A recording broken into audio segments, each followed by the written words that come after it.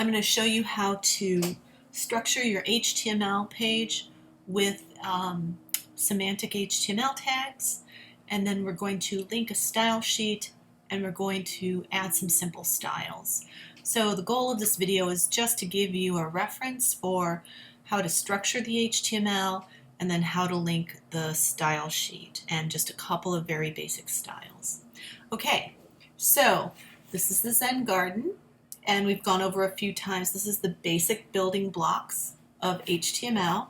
There's the doc type declaration at the very top where it says open HTML. This is the open HTML tag, and we know we start the document with open HTML and we end it with close HTML. This is a close tag.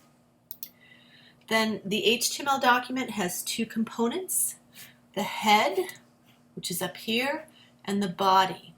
And the body is where you put all of the content. So I have pasted in the Zen garden text, and I've already put the P's in there, so at least we have some P's to go with. Oops, sorry. Okay. The head is where you put things that the browser uses but that the user doesn't necessarily interact with. So here we have the meta char set UTF-8, which as we know means use American English character sets. And then we have the title. I'm calling this Zen garden structure. This title goes actually in the tab in the browser. It's not actually on the page itself. Okay, and then we have the body. And right now, the only thing we have going on in the body is a bunch of paragraphs. So if we were to take this and style it, the only tags that we would have to work with are P, we have plenty of P's, and body. And I've set up this style sheet already. I just put the body in here. So I created a new style sheet. I saved it as zen.css. I put @charset equal UTF-8 at the top, and then I just started body. But what we want to be able to do here, we can do things like change the body background color, for example. But what we want to do here is we want to be able to style this thing here, which looks like the title or the banner.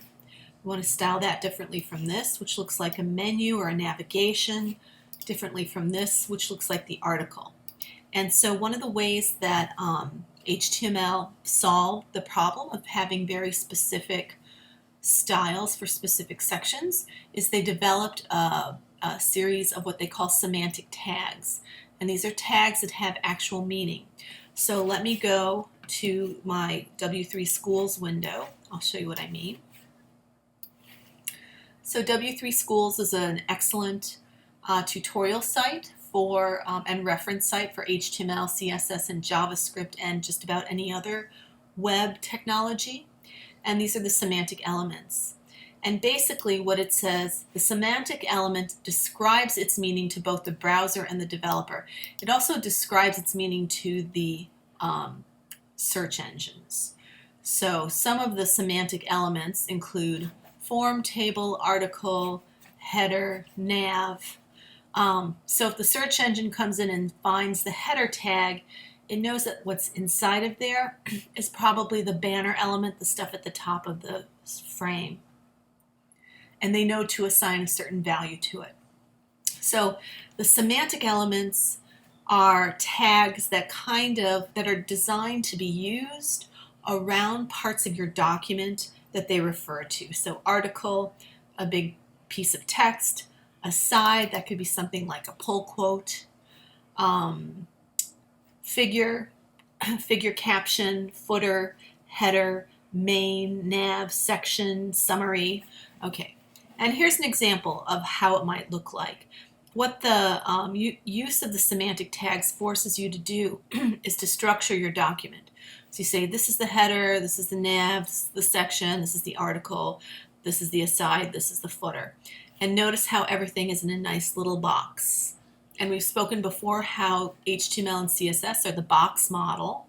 That's because every time you use these tags to define a section of your document, you're putting it into a box. And the benefit of the box is that you can style the header box differently from the nav box. And the benefit of using the semantic tags is that when the search engines look at your page, they can discover what part is the header, what part is the nav, what part is the footer, and it can score your page accordingly. Now there are some tags that are called generic tags that are non-semantic tags, and we're going to eventually use them. One is called div. Div is for any large block of text, and one is called span. Span is often used, so for example, if you have a paragraph and you have a word or a phrase that you want to bold, you can use span for that. But it doesn't really mean anything, div and span. They're generic. They just make boxes, and you have to give them names. All right, but article, header, footer, nav, those are all important semantic tags that we're going to use in the Zen Garden. Now, if you scroll down here, it talks about the use of all the different semantic tags. Okay, article element specifies independent self-contained content. It should make sense of its own. A forum post, a blog post, a newspaper article. Okay, so you get the idea. All right, so we're going to use in our Zen Garden, where's that diagram? Here it is. We're going to use the header, the nav, the footer, and then we're just going to use the article in here. Okay. So I'm going to go back to my HTML and I'm going to put in those semantic tags. So the first thing I'm going to use is header. And I'm going to put this is the title of the page. So I'm going to put that inside of the header tags. Sorry. So I'm going to open the header tag and then I'm going to go and close the header tag.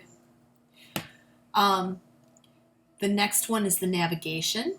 So this home, W3 Schools, and Garden Design Code Wrap, those are all links. So this is actually a menu. So the tag we use here is called nav. And you can have multiple menus on your page. There's ways to differentiate one nav from another nav. But the tag, the nav tag, again tells the search engine that here's a menu.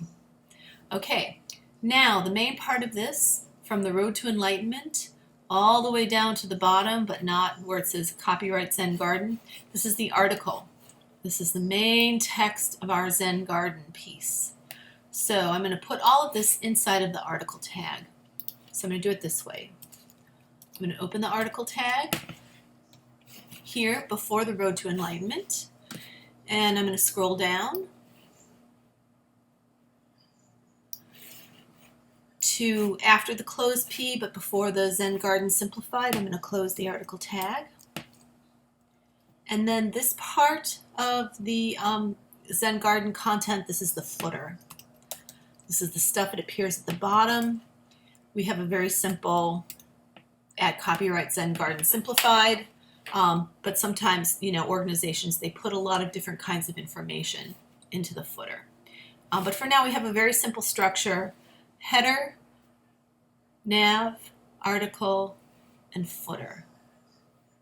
Okay, so I'm going to save this.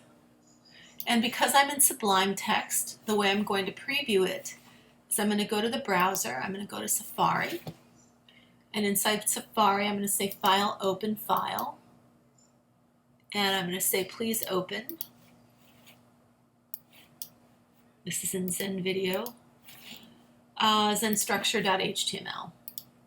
Oh, and there it is. So not very exciting. We don't have any styles associated with it, but we can see that our text is in paragraphs, and we can see that the text that is not in paragraph, so up here the header and the nav, there's no P's there, it's just header and nav. We can still see that they're separate. They're on separate lines. Now let me show you something. Oh, I'm in Safari. Okay, yes. So you can do this in Safari and in Chrome. I have to warn you though, in Safari, you have to set a preference to show the developer tools. So I have this little menu called Develop. It should be where Preferences. Let's see if it's Show Develop Menu in Menu Bar. So I'm in Advanced, I'm in Preferences, Advanced, and then you have to check Show Develop Menu in Menu Bar. So this is Safari. In Chrome, it's there automatically. So under Develop, I can say show web inspector. Okay, and it's going to show me here the structure of my HTML, and we can see the structure. Here's HTML. This is the head, which doesn't have anything in it that we can see on the page. Here's the body. Here's the header. Notice how it highlights the header area. The nav, the article, the footer. And if we open up the article, there's individual P's. We can go in there and highlight individual P's. And that's just to show you that the browser recognizes where different style elements live. And it will also tell you what kind of styles are associated with that over here. We don't really have any, we haven't assigned any styles to any of these. So here where it says body, display block, margin top, 8 pixels, that's kind of the default for Safari. And a lot of times designers will go in later in CSS and set like the margin top to 0. So there's no gap, this little gap here between the top of the content and the top of the page. Okay, anyhow, that's just to show you. Okay, now let's style up our little boxes. So I'm going to make a CSS. I've already made a CSS. Here it is. I've only put the body tag in here. But what I'm going to do is I'm going to put all of my semantic tags in there so I can style them. So I have header, nav, article, and footer. So I'm going to put them in the order that they appear in the HTML document. I don't have to do that, but it makes it easier to style. So I'm going to go here and I'm going to say header. So when you define a style for a tag, you type the name of the tag, like nav, and then you put in the open and close curly braces. And both Dreamweaver and Sublime Text, once you hit the open curly brace, it also gives you the closed one. So just hit return a couple times. So body, header, nav, article, and footer. Okay, so I'm going to do something very simple. I'm just going to use some named colors to change the background colors of these boxes. Then maybe I'll add some fonts and maybe some padding, and that might be what we do.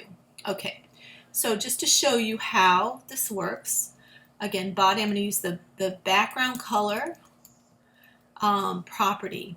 Now, Sublime Text, like Dreamweaver, has a nice little code hint, so I can see if I type background, it gives me a whole bunch of background properties, some of which we're going to use. So, but today what I want is background dash color. And if I click it from the menu, it will automatically fill it in and then give me the colon. Now I have to type the value, meaning what color do I want it to be. So on Dreamweaver, it'll give you a nice color picker, but unfortunately Sublime Text does not do that. So to choose your color, you can go to Adobe Color and find a color palette there that you like. But for now, just for simplicity's sake, I'm going to use, I'm just going to type in some named colors that I know. So I'm going to make the body, let's say dark gray. I happen to know that that's a named color. Now the header, the background color, is the property. I'm going to make it yellow, or maybe, yeah, yellow. And the nav, the background color, I'm going to make it corn silk, which I know is a color. And the article, the background color, I'm going to make it antique white. Okay, so I know that these are named colors. If you want to find the named colors, you can go to W3 Schools. Let me type in named colors CSS. Oh, look, color names. Here we go. And here's the colors. And for the footer, let's do corn silk again, or maybe yellow. Background color yellow. Okay, so I'm just going to put the background colors in for now. So I should have, my body should be dark gray, my header should be yellow, my nav is corn silk, my article is antique white, this might be too close together, and the footer is yellow. So let's see what it looks like. Now, since I've opened this page already in, let me close this, Safari, all I have to do, since it's already loaded here, all I have to do is hit the reload button. Oh look, nothing happened. Why did nothing happen? I don't have my colors. Well, the reason why I don't have my colors is, although I made my CSS, and here's my HTML, I failed to link the CSS to the HTML. So this is what I'm going to do now. I'm going to do it. I'm going to show you how to do it, and this is something that you just need to memorize, but if you forget how to do it, you can Google how to link CSS to HTML. So I'm in the head.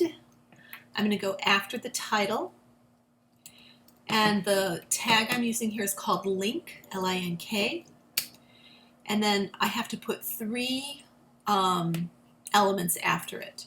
So the first one is href, which means hypertextual reference, which means where is this file located.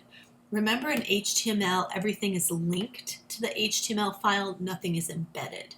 So I have to give it the path to my CSS. So if I do this, in Dreamweaver, I'll get a browse button. But here in Sublime Text, I have to go look and double check. Go look in my folder. There it is. Here's my folder. And it's called zen.css. Notice there's no capitals, no spaces, just zen.css. And because it's in the same folder, I can just type in zen.css. And this is one of the reasons why you want to put everything in the same folder, so that it's easy to link everything to the HTML. And then when you go to publish it on the web, everything must be in the same folder. Okay, so there's 2 more things I'm going to put here. So it's link href equals zen.css. Notice that zen.css is in quotes. And then it's rel, which I think means relevance. Rel equals style sheet. And then type equal, these are called attributes, text/CSS. Yeah, it's really too bad that Sublime Text doesn't offer the same level of code hinting as Dreamweaver, but perhaps in their next release. All right, so this is the link to the style sheet. It is one of those tags that does not have a closing tag. There's no closing link. So it's link href equal quote zen.css. That's the location and name of your file. Rel equal quote style sheet. Type equals quote text/CSS. And now, if I go to my browser and I hit reload, oh my goodness! So there's my styles, right, with my color. I can see my styles and my color. Okay, let's do just a couple other things to style this up. I'm going to change the font. I'm going to add a little, and the font size. I'm going to add a little padding, and then I'm going to put this all into a main tag, and we'll see how that works. Okay, so I'm going to work in the CSS for a little bit. So I'm going to assign different font faces. I'm going to assign one font face to the header, nav, and footer. I'm going to assign a second font face to article. And then I'm going to change the sizes, and I'm going to add padding. So in Sublime Text, you can say the property is font-family, colon. Now, unfortunately here in Sublime Text, it wants you to type in the font family, which is a total pain in the butt. In Dreamweaver, they have a menu that you can choose from. So what I'm going to do, I have in my folder, I have put a list of font families, so I don't have to type them in. And I know for the header and the footer and the nav, I'm going to use sans serif. So I'm going to use this one, Gotham, Helvetica New, Helvetica Arial sans serif. Okay. Oop, there we go. All right, now I'm just going to copy this. Oops, sorry. Copy. And I'm going to paste it into the nav. And then I'm going to paste it into the footer because I want them to be the same fonts. Okay, now I'm going to put a serif font into the article, and we'll just do the first one. And remember, we've mentioned this a couple times in class. The reason why there are multiple font family. The reason why there are multiple fonts listed here is because for these fonts, it's looking for them on the user's computer. So here, it's going to look for Gotham. And if the user's computer has Gotham, it will use that. But if not, then it's going to use Helvetica New. And if it doesn't have that, then it's going to use Helvetica. And if it doesn't have that, it'll use Arial. And if it doesn't have that, it'll use the generic sans serif. Most of them at least have Arial, so usually you don't get down to here, but you never know. These groups of fonts are commonly occurring on a computer. We're going to learn how to insert Google Fonts, which allows you to use some fancy fonts, but you have to do that a different way. Same thing here with the article.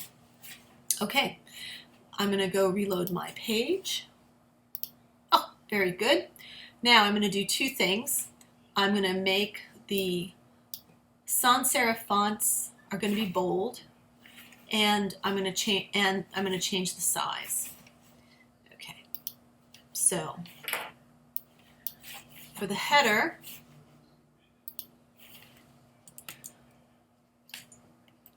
I accidentally got rid of that. I didn't mean to. Okay, so I'm going to say font size, and there's a few ways to specify font size. We want to use relative measurements. So for now, let's use M's, EMs, and here's the rule. 1M is the default font size for the computer, or for the browser really, and the device. And then you measure other things in units of M. So 3M is 3 times the size of the default font size. So that's what I'm going to use here. I'm going to say 3M. Now notice it's the number 3 followed by the letters EM, and there are no spaces. So that means 3 times the regular size of the font. So I'm going to make nav a little smaller, but still bigger than the regular font size. That's going to be 2M. Thank you for trying Sublime Text. Would you like to purchase the license now? No. So Sublime Text will do that sometimes. You don't have to pay them anything. For article, I'm going to use 1M. And technically, I shouldn't have to specify this. It should be 1M, but it's probably good practice just to do it.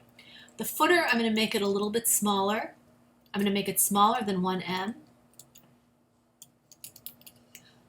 I'm going to make it 0.75M.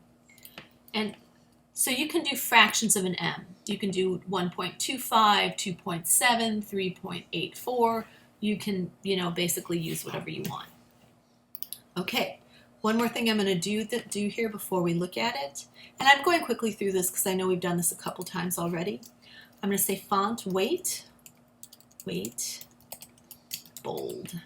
Okay, there's really only 2 font weights when you're using these computer fonts, bold and normal. So the default is normal. I don't have to specify it here in the article. I don't want the article text to be bold. I want the nav to be bold, font weight, bold, and I want the header to be bold, font weight, bold. Okay, let's look at it. I'm back here in Safari. Oh, much better. So here we have at the top, we have 3M, 2M, 1M, 0.75M. Okay, the next thing I'm going to add is padding, and padding goes back to the box model. So we can clearly see here our boxes, right? We can see the header box, see the nav box, see the article box, see the footer box. Every box has four components. It has the content, which in this case is the text CSS Zen Garden Simplified. And then it has the area between the edge of the content and the edge of the box. That area is called padding. We're going to add some padding because we don't want our text to be butt up against the edge of anything. Then around the edge of the box, we have the border. You can put borders around all of your boxes and you can specify the styling. Between two boxes, like between here, the header and the nav, is called the margin. You can play with that a little bit too. We're going to do that another time.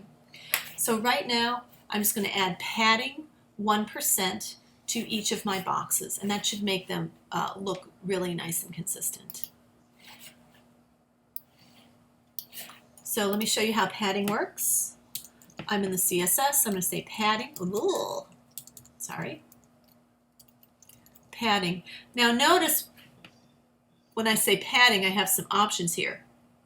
I have padding, padding bottom, padding left, padding top, or padding right. So if I say padding, it's going to put padding all the way around the box, which is what I want right now. For now, that's what I want.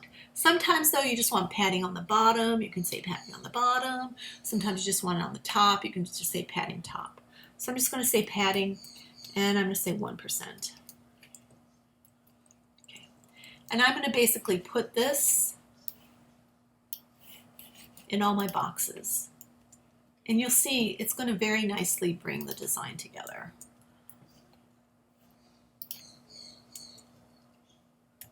Okay, so I put padding. Now I'm going to, ooh, look at that, very nice. Now one thing I did, these are two different colors. This is antique white and this is corn silk. I probably should have chosen a different color here because there's just not enough contrast, but I'm not going to worry about it yet. But you can see how the padding 1%, it brings all the boxes together and makes them look really nice.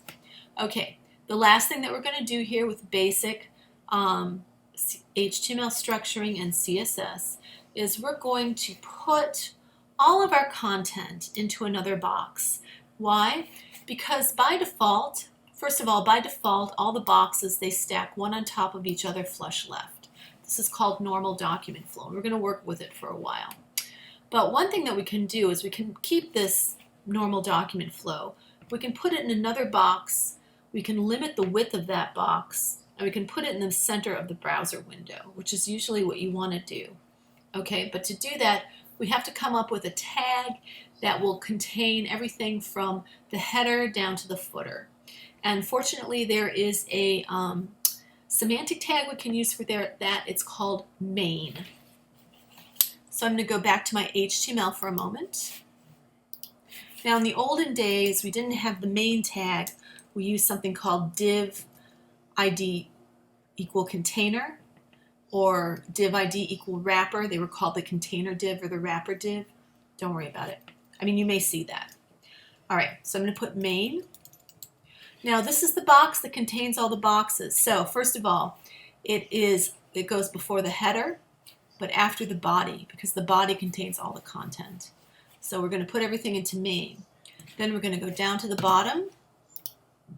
Okay, and we're going to close main after footer, but before body or close HTML. Okay, so we're just going to have one box. And since we haven't styled it or anything, if we reload our page, we're not going to see anything different. Right. Okay, now I'm going to go to the CSS and I'm going to style main. So main is at the top after the body and before the header. So the first thing I'm going to do is I'm going to limit the width. And because main is the box, the first box after body, I'm going to give it a percentage. I'm going to say width, and I'll give it a percentage, let's say 80%. Because it's not inside any other box except for the body, and the body is the browser window, this is going to make the width of the content 80% of the page. So let me show you what I mean. So width 80%. I'm going to come back here. Whee! Okay, now we can see that because we put the header, the nav, the article, and the footer into the main, it is indeed 80%, but it's flush left. we want it to be in the middle. Okay, we have one more thing to do. So this is where we're going to play around with kind of a special style, and it works in this case. We're going to say margin, colon, auto. And what auto does sometimes, but in this case it works, it puts the content, it creates an equal amount of space on the left and the right hand side. So it essentially centers the box, but it doesn't work on all boxes, sad to say. All right, so let's try this. Whee! Okay, there you go. So this is the basic setup. From here, you can go on to design. You can put in pictures. You can style them. You can begin to style the navigation. You can add some animation. This is the very basic building block of how the Zen Garden and almost any other page that you work on should be set up. Okay, in our next videos, we'll look at some more complex